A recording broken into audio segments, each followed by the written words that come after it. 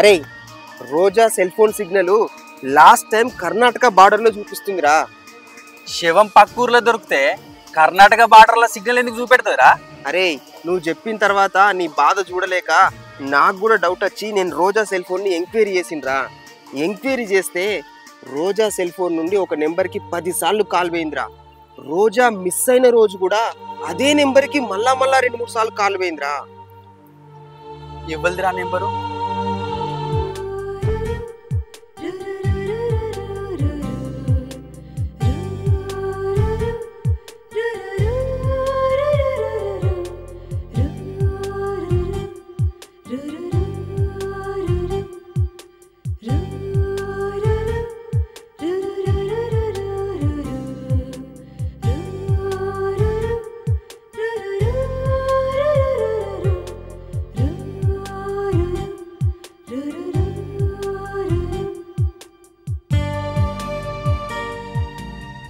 ఓయ్ ఏంటోయ్? టీ. ఇటీ టీ ఒకటేనా? ఇంకేం కావాలి? అంటే బిస్కెట్లు ఉన్నాయి, తీసుకొస్తా.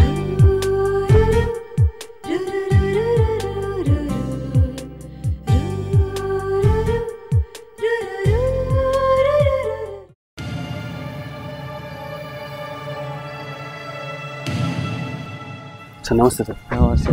ఏమైందిరా? మొన్ననే బేలు మీద వెళ్ళావు, మళ్ళీ ఏమైంది వచ్చినావు? సార్ ఉన్నాడా?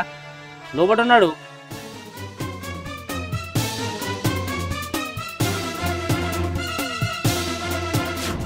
ఏంట్రా ఏమైంది? సార్ నా భార్య చనిపోలే, బతికే ఉన్నది. లేదు సార్, నా భార్య బతికే ఉంది. ఎక్కడుందో నాకు తెలుసు, మీరు నాతో రండి సార్, నేను చూపెడతా. ఇచ్చేమైనా లేచిందా? నీ పెళ్ళాన్ని చచ్చిపోయి 2 సంవత్సరాలు అవుతుంది. కానిస్టేబుల్ వీని బయటకు పంపేయండి. చచ్చిందాన్ని బతికుందని పిచ్చి పిచ్చిగా వాగుతాడు. వీని మళ్ళీ లోపల రానియద్దు.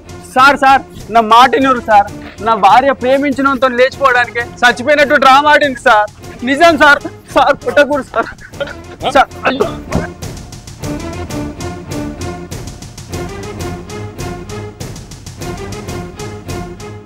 పోరా పో, ఏదైనా పిచ్చి ఆసుపత్రిలో తీసుకోపో. మళ్ళీ తెచ్చిన మక్కులు కొడతా.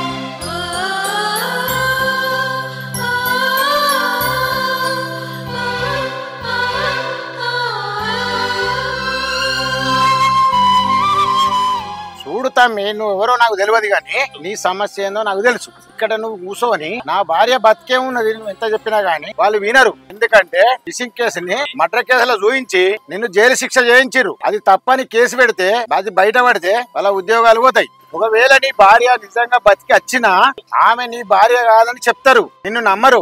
నా మాట విని ఇక్కడ నుంచి పోయి ఒక మంచి లాయర్ ను పెట్టుకొని పట్టుకో. జరిగిందంతా అడిగి సాయం అడుగు. సరే అన్న, పోతా లాయర్ ఇంట్లో ఆడుకుంటా. సార్ నా భార్య తప్పిపోయిందని చెప్పేసి పోలీస్ స్టేషన్లో కేసు పెడితే నేనే మర్డర్ చేసిన అని చెప్పేసి నన్ను జైలు వేసిరు సార్. మొన్న బెయిల్ మీద బయటకు వచ్చిన. మీరే న్యాయం చేయాలి సార్.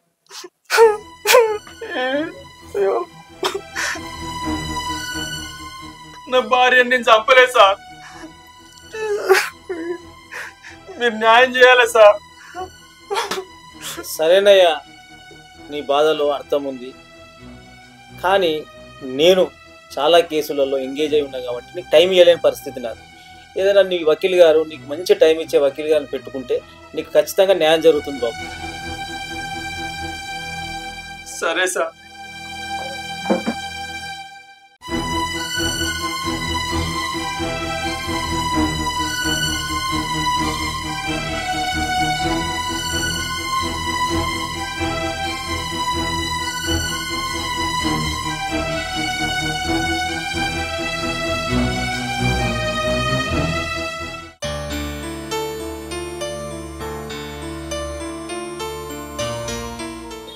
నీ కేసు ఈ నెల 10వ తారీఖు హీరింగ్ ఉంది. చాలా థ్యాంక్ యూ సార్. నా భార్య బతికే ఉందని ఎవ్వరు నమ్మలే, మీరు ఒక్కరే నమ్మిర్రు. నిజం ఈరోజు నేను నమ్మాను, రేపు అందరూ నమ్ముతారు. నిజం అనేది ఎప్పటికీ నిజమే. నువ్వు ధైర్యంగా ఉండు. ఏ పోలీసులు అయితే నీ భార్య చనిపోయిందని చెప్పి కేసు మూసివేశారో అదే పోలీసు చేత నీ భార్యను తీసుకొచ్చి నీ ముందు నిలబెడతా. Thank you sir.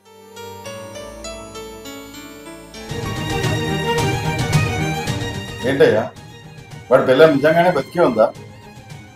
అది వెనక తిరిగి వచ్చిందంటే ఫేక్ కేసు పెట్టి వాడిని జైల్లో వేసామని మనకు శివార్త తప్పైంది.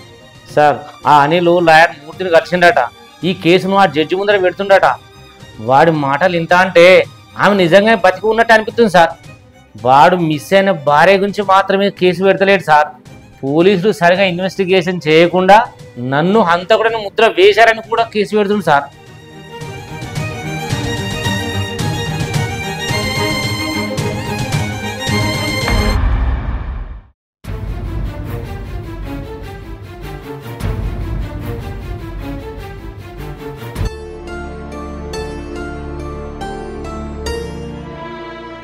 యువర్ ఆనర్, నా క్లయింట్ అనిల్ 2 సంవత్సరాల క్రితము తన భార్య కనిపించలేదని చెప్పి స్థానిక పోలీస్ స్టేషన్లో కంప్లైంట్ ఇచ్చారు.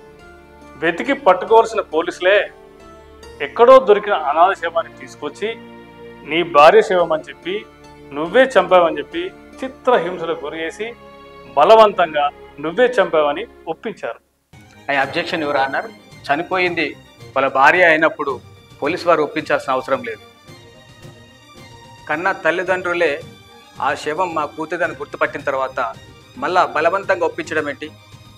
ఇది ముద్దై పోలీసుల పైన కావాలనే దురుద్దేశంతో పెట్టినటువంటి కేసు.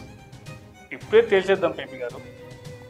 ఈ కేసును మొదటిసారిగా హ్యాండిల్ చేసిన ఎస్ఐ చరణ్ రాజు గారిని విచారించడానికి కోర్టు వారి అనుమతి కోరుతున్నాను. గ్రాంటెడ్.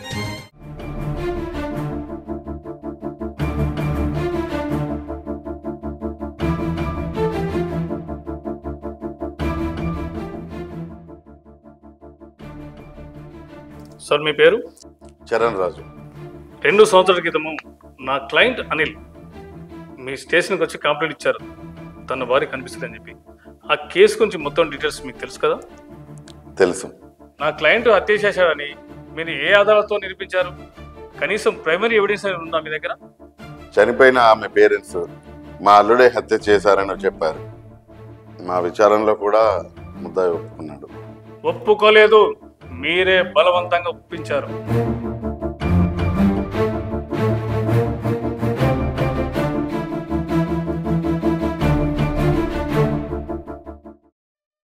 ఎస్ఐ గారు, రోజా వాళ్ళ అమ్మ నాన్న మా అల్లుడే చంపి ఉండొచ్చేమో అని మీ దగ్గర డౌట్ వ్యక్తం చేశారే కానీ మా అల్లుడే ఖచ్చితంగా చంపాడు అని మీకు చెప్పారా?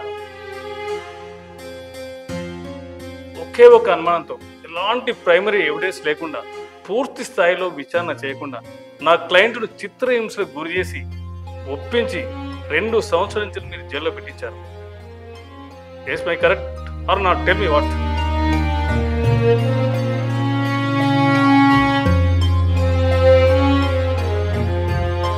మిమ్మల్ని నేను మళ్ళీ పిలుస్తాను, కూర్చోండి. రోజా వాళ్ళ అమ్మ నాన్నని విచారించడానికి భవన్లో ప్రవేశపెట్టగలని కోర్టు వారిని కూర్చున్నాం. గ్రాంటెడ్.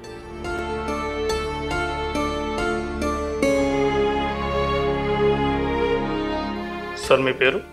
యాదగిరి సార్. మీ భార్య పేరు? సుశీల సార్. మీ భార్య రాలేదు? ఆమె రాలేదు సార్, ఆరోగ్యం బాగాలేక హాస్పిటల్ అడ్మిట్ అయింది సార్. మీ కూతురు మీ అల్లుని గురించి ఎప్పుడైనా కొట్టాడని కానీ తిట్టాడని కానీ చెడుగా చెప్పిందా? చెప్పలేదు సార్. అలాంటిది ఏం లేనప్పుడు మీ అల్లుడే మీ కూతుర్ని చంపడని ఎలా అన్నారు? మీ ఒక్క మాట వల్ల నా క్లయింట్ అనిల్ 2 సంవత్సరాలు జైల్లో నరక చూశాడు. కనీసం మీకు ఈ విషయం తెలుసా? తెలియదు. కానీ మీ కూతురు మాత్రము తను ప్రేమించిన వ్యక్తితో 2 సంవత్సరాలు సుఖ సంతోషాలతో హ్యాపీగా గడిపిస్తుంది. కనీసం ఇదైనా తెలుసా మీకు? సార్, పోలీసులు ఈ కేసును పూర్తి స్థాయిలో విచారణ చేసే ఉద్దేశం లేక తొందరగా కేసును ముగించేయాలని చెప్పి ఎక్కడో దొరికిన ఒక అనాథ శవాన్ని తీసుకొచ్చి ఈమె నీ భార్యే, నువ్వే చంపావని చెప్పి ఆ క్లయింట్ను ఒప్పించి అంతకుని చేశారు సార్. నిజానికి ఆమె బ్రతికే ఉంది సార్. అందుకు కావాల్సిన తగిన సాక్ష్యాలు మీ ముందుస్తున్నాను సార్.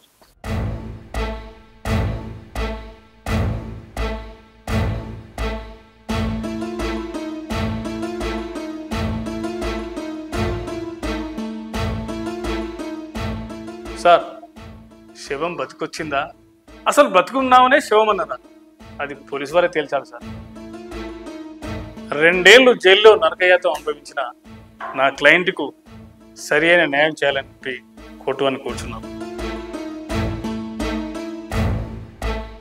ఈ మిస్సింగ్ కేసులో ప్రధానమైన ఆరోపణ ఎదుర్కొంటున్న రోజా అనే మహిళను కోర్టుకు హాజరుపరచాలని పోలీస్ అధికారులని ఆదేశించడమైనది. ఈ కేసు వచ్చే నెల 10వ తారీఖు వాయిదా వేస్తున్నాం.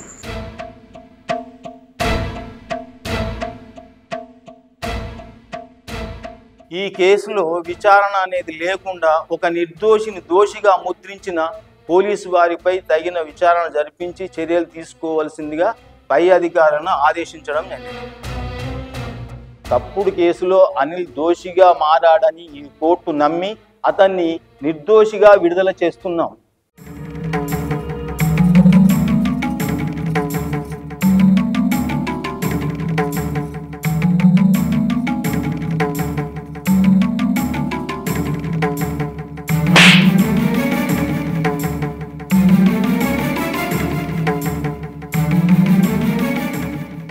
దుర్మార్గురాలా, నా కడుపులో చెడబుట్టావు కదే. అన్న ఆగన్నా, నీ కన్న తండ్రిని తల దించుకునేలా చేశావు. బంగారం లాంటి అల్లుని చీ, దుర్మార్గురాలా. ఇంటి పరువు మొత్తం తీసావు కదే. నిన్ను చంపినా పాపం లేదు. అన్న అద్దు, ఆమెను చంపి నువ్వెందుకు పాపం కట్టుకుంటావు? పోనీ వాళ్ళ పాప నాలే పోతుంది.